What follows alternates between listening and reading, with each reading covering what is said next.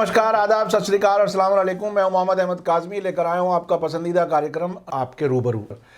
जो कुछ खबरें आपको मिल रही हैं अब तक भी, जो प्रोटेस्ट के बाद उत्तर प्रदेश की हुकूमत की तरफ से, पुलिस की तरफ से जिस किस्म की कार्रवाइयाँ हो रही हैं, कहीं कंपनसेशन के नाम पर लोगों को परेशान किया जा रहा है, कहीं ऐसी भी खबरें आ रही हैं कि गलत लोगों को पकड़ लिया था और उन्हें बाद में छोड़ना पड़ रहा है, और उनके इस बीच में क्या क्या उनके यहाँ हुआ, कितनी तकलीफ़ से वो लोग गुजरे वो। और ख़ास बात तो यह है कि डेमोक्रेसी में इख्तियार होता है, हक़ होता है हर शहरी का कि वो अगर हुकूमत की किसी पॉलिसी पर राज़ी नहीं है तो उसके ख़िलाफ़ प्रोटेस्ट कर सकता है, और पीसफुल प्रोटेस्ट की बाकायदा इजाज़त है, जिसमें इस हुकूमत ने प्रोटेस्टर्स को एंटी नेशनल बनाने की कोशिश की है और बना रहे हैं।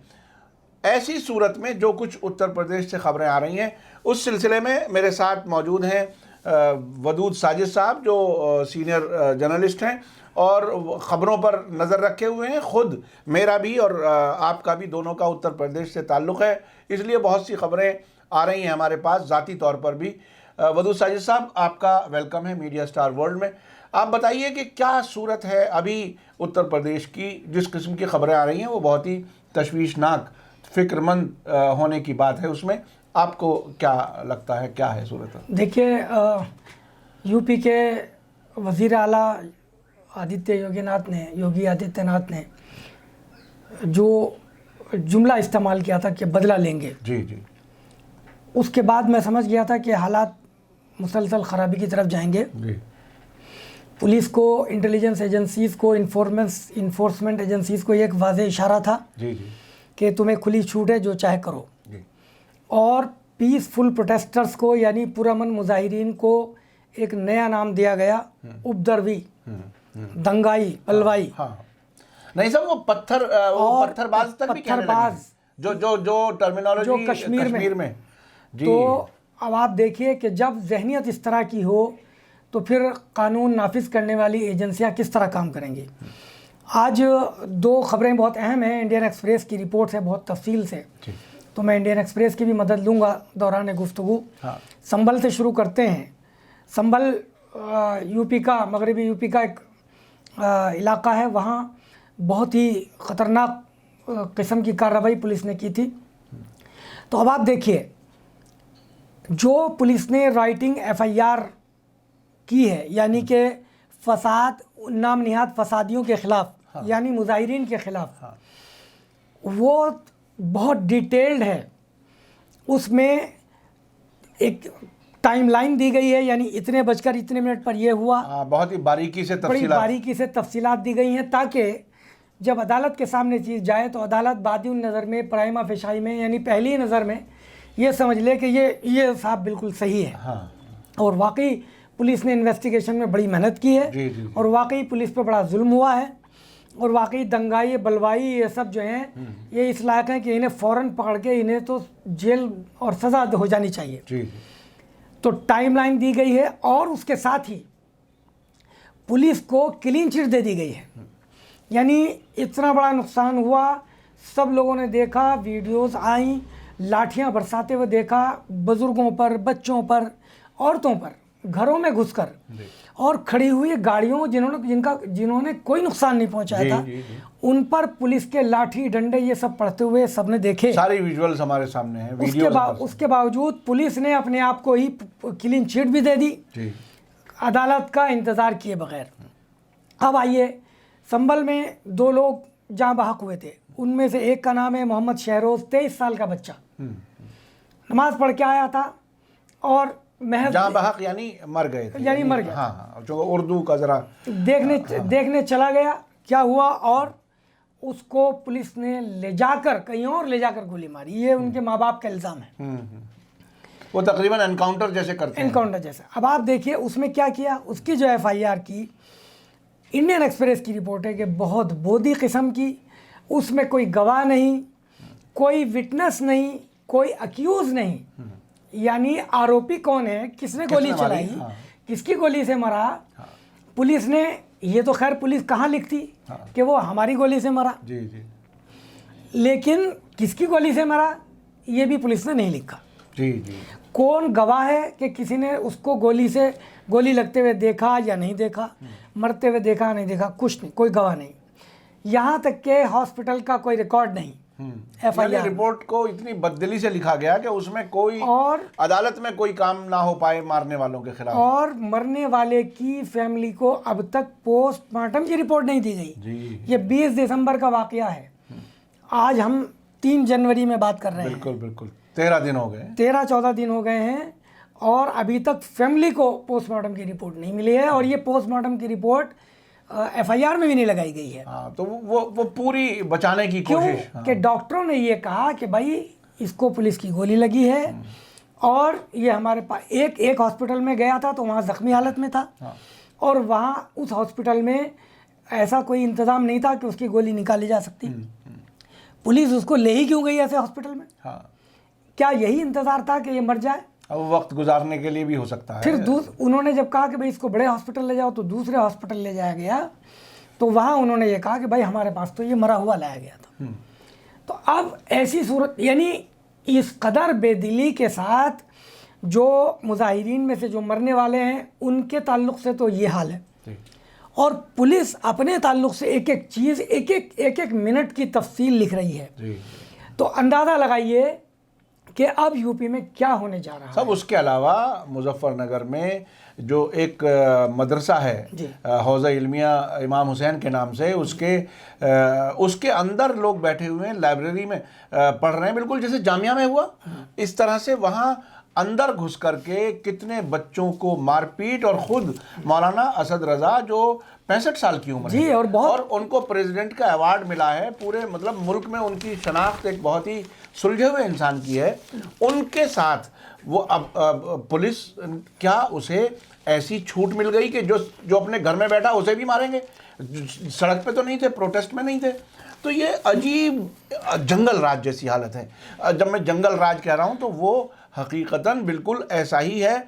इसमें कोई जंगल राज तो मुहज़्ज़ब किस्म का बहुत ही आखिरी दर्जे का लफ्ज़ है। हाँ, कमज़ोर लफ्ज़ है। अगर इसके अलावा कोई और हो तो शायद वो भी कम पड़े। ऐसा जंगल राज, यानी मौलाना असद रज़ा जिनका आपने, अहमद रज़ा साहब, असद रज़ा जिनका आपने जिक्र किया, बहुत सीनियर आदमी है और हम तो बचपन से उनको सुनते आ रहे हैं। हौज़ा इल्मिया इल्मी काम करता है। बिल्कुल बिल्कुल। और कहीं उनका किसी पॉलिटिक्स में नहीं है, कहीं नहीं है, ना किसी पार्टी के साथ, ना किसी पॉलिटिक्स में। इसीलिए मैं कहता हूँ, मैं हमेशा कहता हूँ, आप भी कहते रहे हैं कि भाई क्या शिया क्या सुन्नी, क्या देवबंदी क्या बरेलवी, पुलिस के लिए और हमारे जो मुखालिफ पार्टियां हैं, पॉलिटिकल पार्टियां हैं, उनके लिए, एडमिनिस्ट्रेशन के लिए, एजेंसीज के लिए ये कोई माने नहीं रखता। कोई माने नहीं रखता। अगर हम कोई ये सोच रहे हैं कि आज इसको टारगेट किया जा रहा है, हमें नहीं किया जा सकता, ऐसा बिल्कुल नहीं है। बिल्कुल नहीं है। और मैं तो इससे आगे की बात कहता हूँ, मैं मुसलमानों से आगे की बात कहता हूँ।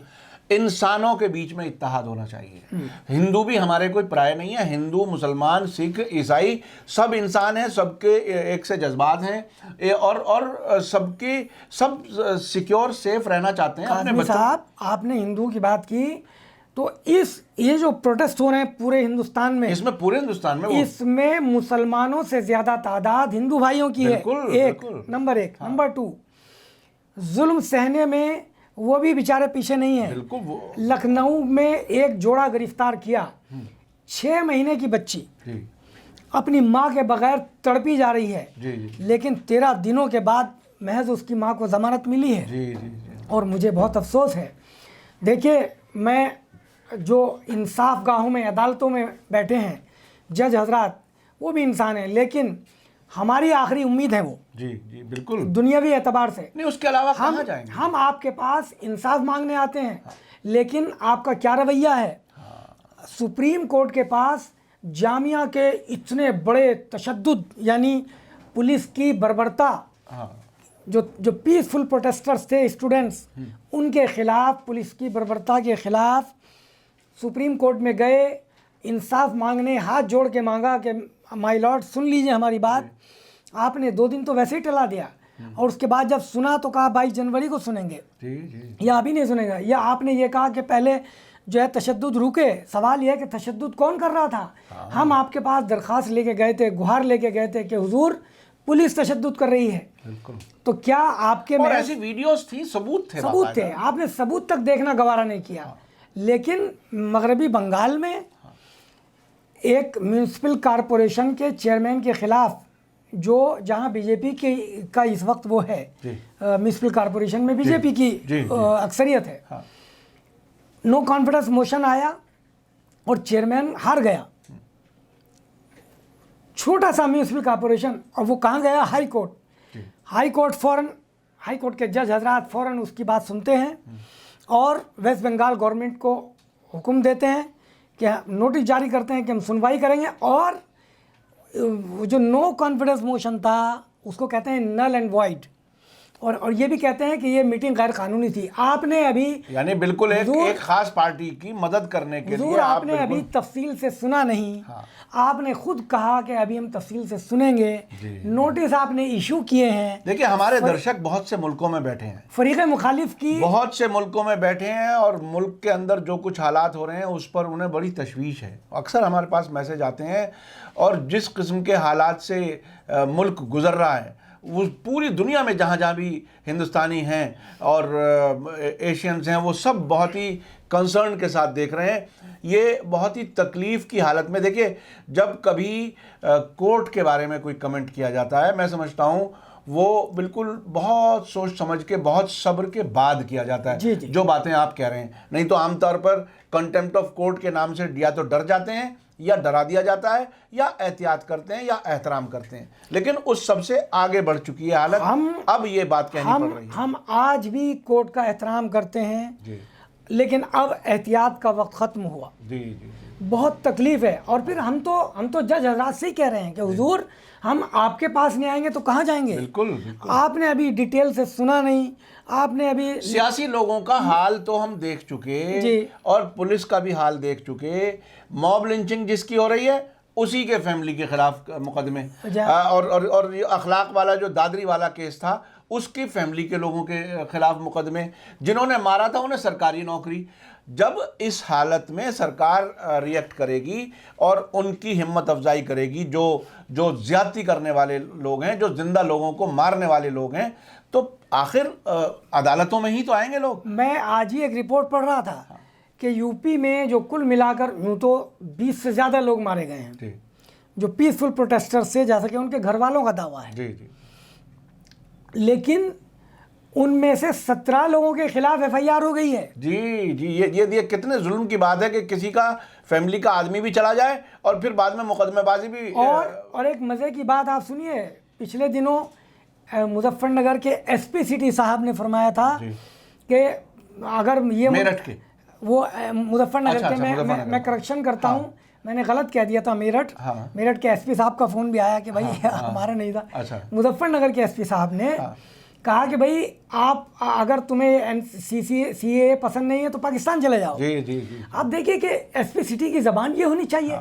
अब उन्हीं SP चूँकि वो घिर गए, अखबारात में उनके खिलाफ आने लगा, चैनल्स पर आया, सोशल मीडिया पे उनके खिलाफ हुआ, और उनके पास कोई भागने का रास्ता नहीं रहा।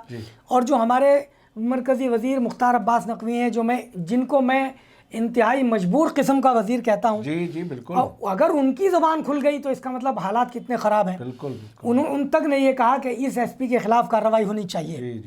ये उनका स्टेटमेंट है। बिल्कुल। तो जब वो चारों तरफ से घिर गए, तो अब उन SP साहब ने क्या किया, देखिए बड़े मज़े की बात है। उन्होंने 20 दिसंबर का एक वाक़या बताया है। वीडियो अभी तक उन्होंने जाहिर नहीं की है। सड़क पर एक टायर जला के आग जलाई जा रही है, वो वीडियो उन्होंने जारी की है। और क्या बता रहे हैं कि 20 दिसंबर को रात के वक्त 35 पुलिस वालों को एक मकान में घेर के आग लगाने की कोशिश की गई। और इतने दिन बाद बताइए बात। अब मैं एक सवाल करता हूं कि हुजूर, एक तो 20 दिसंबर से आज तक आप कहाँ गायब थे? वो पाकिस्तान जाने वाला कमेंट ज़्यादा ज़रूरी था या ये वाला वाक़या आप बताते? हमारे 35 पुलिस वाले अगर कहीं घिर जाएं और उनको, बेगुनाहों को अगर आग लगा के मारने की कोशिश की जा रही है, तो हमारे लिए ये बहुत बुरी खबर है। बिल्कुल। हम उन 35 पुलिस वालों के साथ हैं, बेशक, हम उनके ख़ानदानों के साथ हैं। लेकिन आपके पास अगर कोई प्रूफ नहीं है तो SP साहब ऐसी बात मत कहिए। आपको प्रूफ पेश करना पड़ेगा। ये और ज्यादा घी में, मतलब आग पे घी डालने की बात। आपने सिर्फ सड़क पे जली हुई आग को का वीडियो जारी करके ये बताया कि एक मकान में, और मुजफ्फरनगर में वो कौन सा मकान है लिसाड़ी गेट पे, कि जिसमें 35 पुलिस वाले फंस जाएं। जी जी जी, और वो कुछ ना कर सके। लिसाड़ी गेट मेरठ। और फिर आप क्या फरमा रहे हैं, वीडियो इन्होंने जारी की है। जी जी जी। और फिर आप क्या फरमा रहे हैं, आप ये कह रहे हैं कि फिर किसी तरह से पता लगा तो एक पुलिस वाला गया, उसने जान बचाई। एक पुलिस वाले ने 35 की जान बचाई। कैसी बात कह रहे हैं? और वो इतने कमजोर थे, अगर थे, हाँ, कि उन्होंने 35 को रोक रखा था, एक को नहीं रोक सके, वो आग में घिर गए थे। ये अजीब बात। तो ये सब ये बातें ठीक नहीं है। मुल्क के अंदर हालात ख़राब करने के ही ये रास्ते हैं, जो मुख्तलिफ एक ख़ास नज़रिया है, चाहे वो रोग एलिमेंट्स, मैं कहता हूँ कि वो ऐसे हालात बिगाड़ने की बातें कर रहे हैं। अब आखिरी बात मैं इसमें एक और जोड़ देता हूँ कि मुजफ्फरनगर से भी एक खबर आई है, वो भी आज के इंडियन एक्सप्रेस में बहुत तफसील से दिया है, और उसमें लिखा है कि जो लोग गिरफ्तार किए गए थे उनमें से 4 लोगों को 10 दिन के बाद बेगुनाह बताकर छोड़ दिया गया है। अब आप ये बताइए कि जिनको पकड़ा था उनकी बहुत मार पिटाई हुई है, ये रिपोर्टें आई हैं। इन्हीं में से जो 4 छूटे हैं, एक सरकारी मुलाजिम है, जी जी, क्लर्क है बेचारा, एम्प्लॉयमेंट ऑफिस में 50 साल की उम्र है। 10:30 बजे उनके घर पर कितने पुलिस वाले आए? 50 पुलिस वाले और 60 इलाके के महल्ले के लोग, उनके महल्ले के आस पड़ोस के लोग, जिनको वो पहचानते थे। 60 लोग वो आए, 50 पुलिस वाले आए। एक घर के अंदर कितना भी बड़ा घर हो, अगर 100 लोग एकदम घुस जाएं, रात को 10:30 बजे उसे और उसके बेटे को, जो बेचारा रहता भी नहीं वहाँ, जो सिविल सर्विसेज की तैयारी कर रहा है, वो गया हुआ था, उन दोनों को पकड़ा, बहुत मारा, उनकी टांगें तोड़ दी, बहुत ज़ख्मी है वो। और वो ये पूछते रहे भाई हमारा क्या कसूर है, उनको बताया तक नहीं। और इसी तरह मुजफ्फरनगर में मीनाक्षी चौक पे एक 60 साल के मरीज़ आदमी, उनको हॉस्पिटल ले जाया जा रहा था, गाड़ी में डाल के उनके बच्चे ले जा रहे थे। उन्होंने कहा कि तू मरीज़ है, सबूत दिखा। उन्होंने सब कुछ दिखाया है, डॉक्टर की रिपोर्ट है, ये मेडिकल रिपोर्ट है। उसके बावजूद पुलिस वाले उनको गालियाँ देते रहे। उन्होंने बताया कि 1-2 पुलिस वाले रहमदिल थे, उन्होंने कहा कि यार मरीज़ है छोड़ दो, लेकिन बाद में फिर वो भी उन्हीं के साथ शामिल हो गए। इनको पकड़ के ले जाया गया, बंद कर दिया गया, इस मरीज को, पेशेंट को, इस मरीज को भी।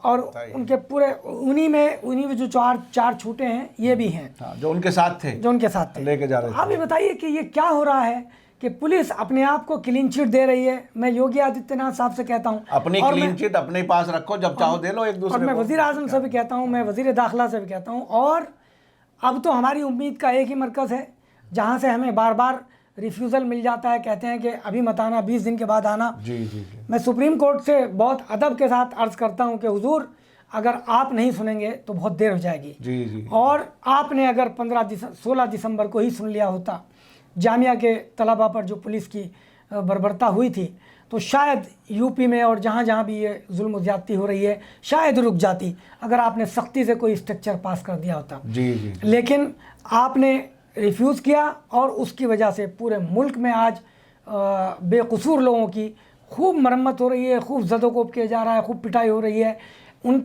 उनके ताल्लुक से FIR तक नहीं हो रही, उनके खिलाफ FIR हो रही है। जिनके मर रहे हैं, तो ये है कि जो मर गए उनके भी खिलाफ FIR हो रही है। ये बहुत ही, तो अल्लाह के वास्ते आप इस पर तवज्जो दीजिए।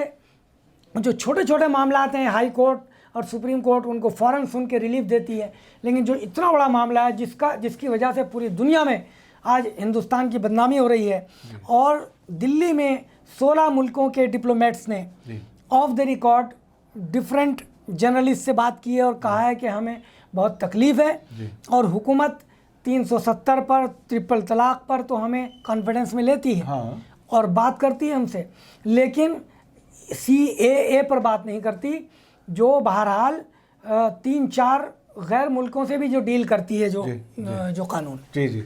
बहुत बहुत शुक्रिया वदूद साजिद साहब, आपने बहरहाल बहुत ही ये तकलीफ़ के साथ आपने ये बात कही, और ये महसूस की जा सकती है कि जिस तरह से उत्तर प्रदेश में हालात हैं, और मुल्क के मुख्तलिफ़ रियासतों में, ख़ास तौर पर उत्तर प्रदेश में जो मज़ालिम का सिलसिला जारी है प्रोटेस्ट करने वालों के ख़िलाफ़, और एक ख़ास मज़हब के, ख़ास तौर पर मुसलमानों के ख़िलाफ़, वो बहुत ही तकलीफ़देह है और अदालतों से उम्मीद की जाती है। और ऐसे बेगुनाह 10 दिन तक जेल में रह कर के जो लोग वापस आए हैं, आखिर उनका क्या कसूर था? क्या उन अफसरों के ख़िलाफ़ कोई कार्रवाई की बात सोचेगा? क्या हुकूमत में इतनी सूझबूझ, कहीं ईमान कहीं जस्टिस, इंसाफ की बात कहीं कोई सोचने वाला है? ये एक बड़ा सवाल है। इसी के साथ मुझे दीजिए इजाज़त। धन्यवाद, शुक्रिया। जय भारत, जय हिंद।